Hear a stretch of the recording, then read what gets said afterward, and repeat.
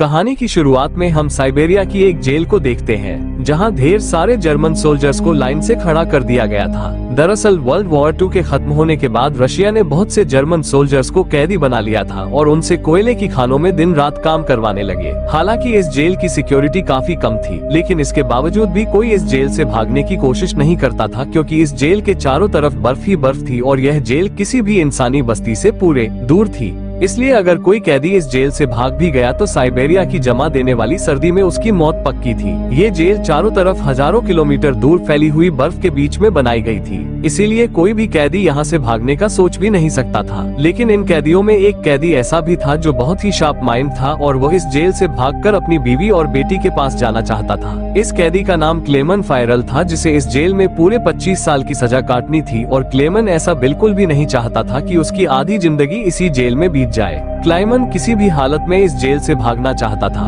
Luckily एक दिन क्लेमन को भागने का मौका मिल गया और वह एक कोयला ले जाने वाली मालगाड़ी में बैठकर इस जेल से भाग निकला। अब जेल के बाहर जब उसने खुले आसमान में सितारों को देखा तो वह खुशी से झूम उठा, लेकिन ये खुशी कुछ ही देर की मेहमान थी।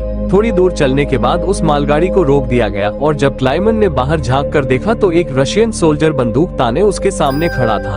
बदकिस्मती से यहाँ क्लेमन पकड़ा गया और जेल से भागने के जुर्म में उसे एक ओपन एयर सेल में बंद कर दिया गया। सर्दी बहुत ज्यादा थी और रात में होने वाली बारिश ने क्लेमन की हालत खराब कर दी थी। उस सेल में क्लेमन को कुछ घंटों के लिए नहीं बल्कि पूरे 2 दिनों तक रखा गया। अब पूरे 2 दिन बाद अगली सुबह जेल का वार्डन उसके पास आया और उसे सेल से बाहर निकालकर उससे कुछ भी टॉर्चर नहीं किया गया, बस सिर्फ ये बोला कि तुम्हारे साथी बेसब्री से तुम्हारा इंतजार कर रहे हैं। अब जब क्लेमन अपने साथियों से मिला तो वो सब लाठियां और डंडे लेकर उसका इंतजार कर रहे थे। वो सब क्लेमन पर बहुत गुस्सा थे, क्योंकि क्लेमन के भागने की वजह से उन सबको पिछले 2 दिनों से भूखा रखा गया था और क्लेमन को अब वार्डन की बात समझ में आ गई कि उसने क्यों कहा था कि तुम्हारे साथी तुम्हारा इंतजार कर रहे हैं। अब क्लेमन को देखते ही बाकी कैदियों ने उस पर हमला कर दिया और उसे बहुत बुरी तरह से मारा। इस मारपीट में क्लेमन इतना जख्मी हो गया कि उसे जेल के हॉस्पिटल में एडमिट करना पड़ा। इस जेल का डॉक्टर भी एक जर्मन कैदी था। जैसे ही क्लेमन होश में आया उसने डॉक्टर से कहा कि मैं एक बार फिर से जेल से भागना चाहता हूँ और मुझे आपकी मदद चाहिए। डॉक्टर क्लेमन की बहादुरी देखकर हैरान रह गया कि यह इतना सब कुछ झेलने के बाद भी हार मानने को तैयार नहीं। डॉक्टर ने उसे समझाया कि इस जेल से जिंदा भाग पाना नामुमकिन है और अगर तुम यहाँ से भाग भी गए तो बाहर की जमा देने वाली सर्दी में मर जाओगे। लेकिन हकीकत ये भी है कि अगर तुम यहाँ से नहीं भागे तब भी तुम्हारी मौत पक्की है, क्योंकि जिन कोयले की खानों में तुम काम करते हो वहाँ कार्बन की मात्रा बहुत ज्यादा है जो हवा के जरिए तुम्हारे शरीर में जाता है और उससे कैंसर जैसी खतरनाक बीमारियां होती है। इसलिए डॉक्टर ने क्लेमन से कहा कि तुम्हें एक आखिरी बार इस जेल से भागने की कोशिश जरूर करनी चाहिए। तो उसके बाद डॉक्टर ने अपने सारे गर्म कपड़े, जूते और जरूरत का सारा सामान निकालकर क्लेमन को दे दिया और उसे ये भी बताया कि रशियन सोल्जर्स अपना खाना रेलवे लाइंस के पास छुपा कर रखते हैं। इसके साथ ही उसने क्लेमन को एक बंदूक भी दी ताकि वो अपनी हिफाजत कर सके। दरअसल डॉक्टर ने ये सारा सामान इसलिए पहले से इकट्ठा किया हुआ था क्योंकि वो खुद भी इस जेल से भागना चाहता था, मगर 1 हफ्ते पहले उसे पता चला कि वो कैंसर का मरीज है और उसके पास 1 महीने से ज्यादा वक्त नहीं है। अब उसने क्लेमन को एक लंच बॉक्स दिया और कहा कि अगर तुम जिंदा बच गए तो मेरी फैमिली तक ये लंच बॉक्स पहुंचा देना और कहना कि मैं इस दुनिया में अब नहीं रहा। यहाँ एक बार फिर से रात के अंधेरे में क्लेमन दोबारा भाग निकला और इस बार उसने मालगाड़ी की बजाय पैदल चलने का फैसला किया। वो पूरी रात पैदल चलने के बाद सुबह भी चलता रहता है, क्योंकि उसे डर रहता है कि कहीं रशियन सोल्जरों से पकड़ ना ले। अब जब सुबह वार्डन को पता चला कि क्लेमन जेल न से फरार हो चुका है तो वो सीधा डॉक्टर से पूछताछ करने उसके कमरे में पहुंचा। लेकिन उसके पहुंचने से पहले ही डॉक्टर ने अपनी जान ले ली थी, क्योंकि उसे पता था कि क्लेमन के भागने की खबर सुनने के बाद वार्डन मुझे बहुत तड़पा तड़पा कर मारेगा। इसके बाद वार्डन ने कई रशिया सिपाहियों को क्लेमन की तलाश में भेजा और उसे जिंदा पकड़कर वापस लाने का हुक्म दिया। लेकिन कई दिनों की तलाश के बाद भी उसे क्लेमन का कोई पता न चल सका। क्लेमन की खुशकिस्मती यह थी कि बर्फबारी स्टार्ट होने की वजह से उसके पैरों के निशान मिटते जा रहे थे, जिससे क्लेमन को ढूंढना मुश्किल पड़ रहा था। अब सबको लगने लगा कि क्लेमन इस सर्दी में जमकर मर चुका होगा, मगर वार्डन मानने को तैयार नहीं था, क्योंकि वार्डन जानता था कि क्लेमन बहुत स्ट्रांग है और वो इतनी आसानी से हार नहीं मानेगा। इसलिए उसने तलाश जारी रखने का हुक्म दिया। वहीं दूसरी तरफ हम क्लेमन को देखते हैं जो पूरे जोश के साथ बर्फीले तूफान को पार करते हुए आगे बढ़ रहा था। जेल से भागने के 9 दिन बाद उसे अचानक कुत्तों के भौंकने की आवाज सुनाई दी और जैसे ही वह पीछे मुड़ा उसने एक स्लेज को अपनी तरफ आते देखा। उससे पहले कि वह भागता वो स्लेज उसके पास आ गई और उस पर चढ़ती हुई आगे निकल गई। तभी क्लेमन की आंख खुल गई और उसे पता चला कि वो सिर्फ सपना देख रहा था। दरअसल क्लेमन पिछले 9 दिनों से पैदल चल रहा था और अब उसका खाना भी खत्म हो चुका था। भूख और थकान की वजह से उसका आगे बढ़ना मुश्किल हो गया था, लेकिन इसके बावजूद क्लेमन ने हार नहीं मानी और जैसे तैसे चलता रहा। कुछ दिनों के बाद उसका जिस्म भी जवाब दे गया और वो भूख से बेहोश हो गया।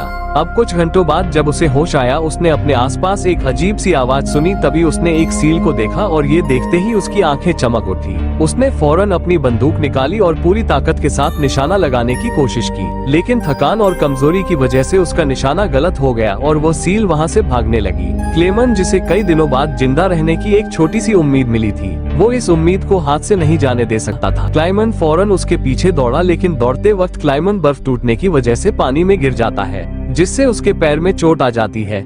लेकिन जख्मी होने के बावजूद वो सील का पीछा करने लगा। क्लेमन जैसे ही गोली चलाने वाला था, वो सील एक चट्टान के पीछे छिप गई। क्लेमन और आगे बढ़ता है और सील को दोबारा देख लेता है। उससे पहले कि वो पानी में जाती, क्लेमन ने अपनी आखिरी गोली चलाई और खुशकिस्मती से वो गोली उसे लग गई। ये देखकर क्लेमन खुशी से झूम उठा, क्योंकि अब सफर के दौरान उसे खाने की फिक्र नहीं थी। कई दिनों के बाद क्लेमन ने पेट भरकर खाना खाया और थोड़ा आराम करके अपना सफर जारी रखा। अब इतने लंबे सफर में क्लेमन बिल्कुल अकेला था और उसके चारों तरफ बर्फ के अलावा कुछ भी ना था। इस माहौल में उसकी दिमागी हालत खराब हो सकती थी, इसलिए वो खुद से बातें करता और पॉजिटिव बातें कहकर खुद को आगे बढ़ने के लिए मोटिवेट करता। इसके साथ ही वो हर वक्त कैंपस के जरिए अपने रास्ते को देखता है, ताकि वो इस बर्फीली वादी में कहीं खो ना जाए। इसी तरह दिन गुजरते गए और फिर महीने, लगातार 2 महीने चलने के बाद क्लेमन को इस बर्फीले मैदान में एक छोटा सा पेड़ दिखाई दिया। इस पेड़ को देखकर क्लेमन इतना खुश हुआ कि जैसे उसे कोई खजाना मिल गया हो, और वो भागकर उस पेड़ को गले लगा लेता है। दरअसल ये पेड़ इस बात की निशानी थी कि क्लेमन लगातार 2 महीने चलने के बाद अब ये बर्फीला मैदान क्रॉस कर चुका है और आगे जंगल शुरू होने वाला है। थोड़ा ही आगे चलने के बाद ठीक वैसा ही हुआ जैसा उसने सोचा था। अब यहाँ से जंगल शुरू होने वाला था। बर्फ का इलाका खत्म हो रहा था। वो जंगल में बहुत खुश था। वो लकड़ियाँ इकट्ठा करके आग जलाता है और कई महीनों बाद पहली बार सुकून से सो जाता है। पर अगला दिन उसके लिए सुकून का था या नहीं, ये कोई नहीं जानता। दूसरी तरफ हम वार्डन को देखते हैं, जो अब भी क्लेमन की तलाश में था और उसने अपनी सर्च पार्टी को हुक्म दिया क्लेमन की तलाश करे। वहीं क्लेमन एक जंगल से होता हुआ आगे बढ़ रहा था कि अचानक वहाँ एक बर्फीला तूफान आ गया। ये तूफान इतना तेज था कि बड़े बड़े पेड़ भी जमीन से उखड़ कर गिरने लगे। क्लेमन जैसे ही आगे बढ़ने की कोशिश करता है, एक बड़ा सा पेड़ सीधा उस पर गिर जाता है। क्लेमन की किस्मत अच्छी थी कि शाम में 2 आदमी यहाँ से गुजरे जो सोने की तलाश में थे। उन्होंने क्लेमन को देख लिया और वक्त पर उसकी जान बचा ली। उसके बाद ये तीनों एक साथ आगे बढ़े और कई दिनों के सफर के बाद बर्फीले मैदान से बाहर निकल आए। रास्ते में उन्हें एक दरिया मिला, जिसे पार करने के लिए उन्होंने लकड़ी की एक कश्ती बनाई। दरिया पार करते वक्त वो आपस में बातें करने लगे और एक दूसरे को बचपन के किस्से सुनाने लगे। लेकिन इसी बीच दरिया का बहाव तेज हो गया और कश्ती काबू से बाहर होने लगी। ऐसे में एक साथी का तवाजुन बिगड़ गया और वो सीधा पानी में जा गिरा। उसे तैरना नहीं आता था, वो डूबने लगा। ये देखकर क्लेमन ने पानी में छलांग लगा दी और किसी तरह उस आदमी को किनारे तक लाकर उसकी जान बचाई। दूसरी तरफ उनका दूसरा साथी उन दोनों को डूबने के लिए छोड़ देता है और अकेला आगे बढ़ गया। उसका दूसरा साथी बहुत ही लालची था।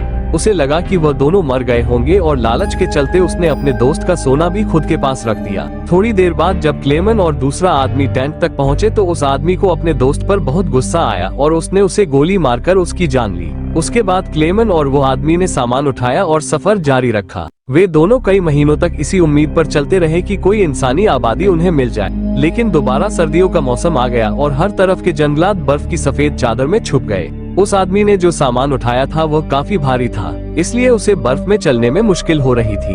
ये देखकर क्लेमन ने उसका बोझ हल्का करने की कोशिश की और कहा कि कुछ देर के लिए अपना सामान मुझे दे दो। लेकिन यहाँ उस आदमी को शक हुआ कि शायद क्लेमन भी उसका सोना चुराना चाहता है, इसलिए उसने क्लेमन पर हमला करके उसे नीचे धकेल देता है, जिससे क्लेमन बेहोश हो जाता है। थोड़ी देर बाद क्लेमन को होश आया तो उसने देखा कि भेड़ियों का एक झुंड उसकी तरफ आ रहा है। अपनी जान बचाने के लिए वो एक दरख्त पर चढ़ने लगता है, लेकिन पेड़ पर चढ़ते वक्त एक भेड़िया उसका पांव पकड़ लेता है। लेकिन दरख्त कमजोर था और दरख्त दरमियान से टूट गया, जिससे क्लेमन नीचे गिर पड़ा।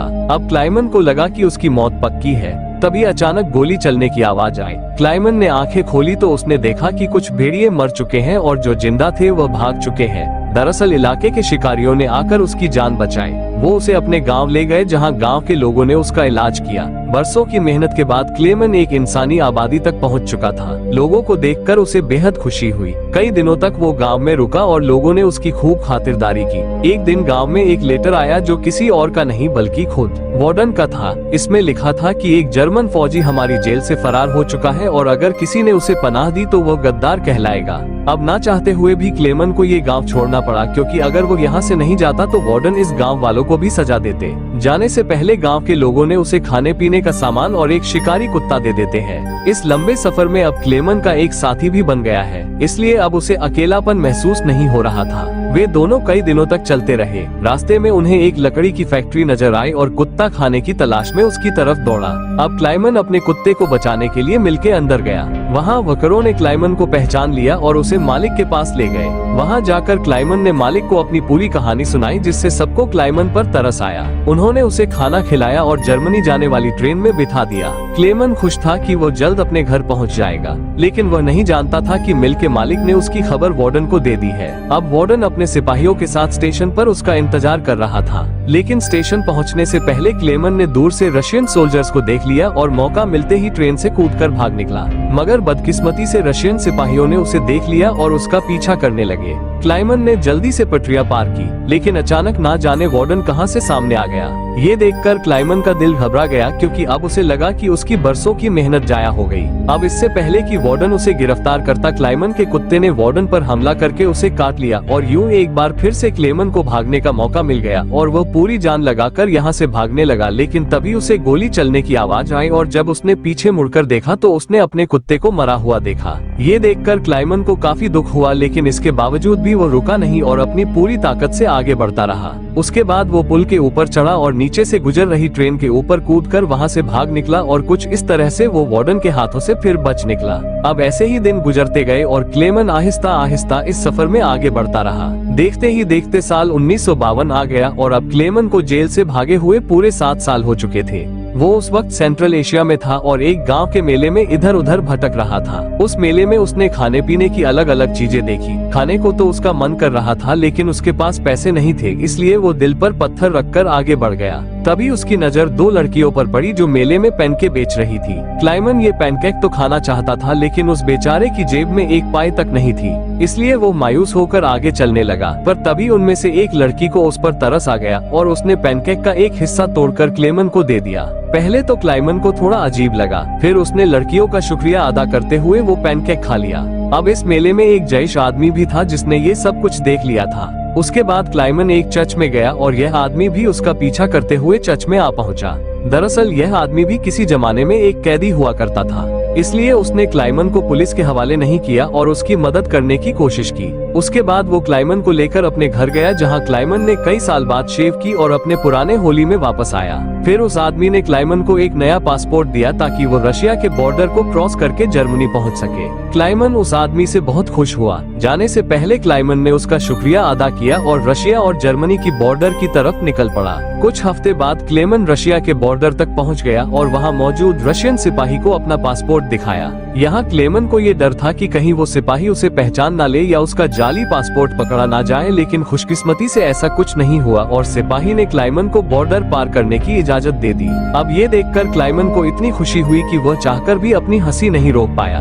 अब फाइनली वो उस पुल पर आ गया जिसे पार करते ही वो अपने मुल्क जर्मनी में पहुंच जाएगा। पर जैसे ही वो आधे रास्ते तक पहुंचा, उसकी आंखों पर एक तेज रोशनी पड़ी और जब उसने आंखें खोली तो उसने वार्डन को अपने सामने पाया। अब जब क्लेमन ने पीछे मुड़कर देखा तो वो अभी भी रशिया की जमीन पर था और इसका मतलब ये था कि वार्डन अब भी उसे गिरफ्तार कर सकता है। अब यहाँ क्लेमन का दिल टूट गया, क्योंकि उसके इतने सालों की मेहनत अब मिट्टी में मिलने वाली थी। लेकिन तभी कुछ ऐसा हुआ जिसकी उम्मीद खुद क्लेमन को भी नहीं थी। यहाँ वार्डन ने उसका रास्ता छोड़ दिया और उसे आगे जाने की इजाजत दे दी। अब पहले तो क्लेमन को यकीन नहीं हुआ, पर फिर भी वो हिम्मत करके आगे बढ़ा। दरअसल वार्डन क्लेमन के जिंदा रहने के जज्बे और उसकी बहादुरी को देखकर उससे काफी इंस्पायर हुआ, इसलिए उसने क्लेमन को गिरफ्तार नहीं किया और उसे अपने मुल्क वापस जाने दिया। और तभी वार्डन उससे ये कहता है, ये लड़ाई बस 2 सोल्जर्स के बीच थी, एक मैं और एक तुम, और इसे तुम जीत गए। जाओ अपनी जिंदगी जी लो। अब फाइनली क्लेमन ने उस बॉर्डर को पार किया और अपने देश जर्मनी पहुंच गया। इसके बाद वो अपने घर के करीब पहुंचा, जहां उसने अपनी बेटी और बीवी को देखा। अब थोड़ी देर बाद वो दोनों चर्च जाने के लिए घर से निकलती हैं तो क्लेमन भी उनका पीछा करता हुआ चर्च में आ गया। हालांकि क्लेमन ने अभी तक अपनी बेटी को आवाज नहीं दी थी, क्योंकि उसे उम्मीद थी कि एक दिन जरूर उसके पिता आएंगे। जब उसकी बेटी ने पीछे मुड़कर देखा तो उसने अपने पिता को पहचान लिया और दौड़कर अपने पिता को गले से लगा लिया। अब इतने सालों बाद क्लेमन को जिंदा देखकर उसकी वाइफ की खुशी का तो कोई ठिकाना नहीं था। फाइनली उन तीनों ने एक दूसरे को गले लगाया और इसी के साथ सच्ची कहानी पर बनाई गई यह फिल्म यहाँ पर खत्म हो गई।